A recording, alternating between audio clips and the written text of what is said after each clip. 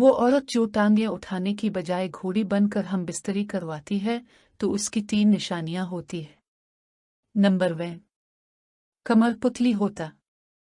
वो औरतें जो टांगें उठाने की बजाय घोड़ी बनकर हम बिस्तरी करवाती है तो अमूमन ऐसी औरतों की कमर पुतली होती है, कमज़ोर होती है, क्योंकि ये पोजीशन कमज़ोर लड़कियों के लिए फ़ायदेमंद साबित होती है।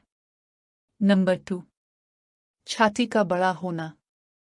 वो औरतें जो टांगें उठाने की बजाय घोड़ी बनकर मर्द से हम बिस्तरी करवाती है तो ऐसी औरत की छाती अमूमन साइज में बहुत बड़ी होती है। ज़्यादातर बड़ी उम्र की औरतें घोड़ी बनकर हम बिस्तरी करना पसंद करती है।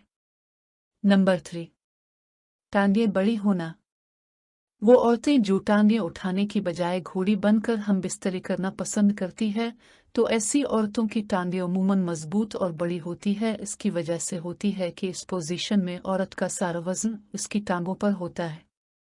तो जिस औरत की टांगें मजबूत होती है तो वो इस पोजीशन को बहुत इंजॉय करती है, और जिस औरतों की टांगें कमज़ोर होती है तो फिर वो हम बिस्तरी के दौरान अपने जिस्म का बोझ बर्दाश्त नहीं कर सकती और बहुत कम घोड़ी बनकर हम बिस्तरी करना पसंद करती है।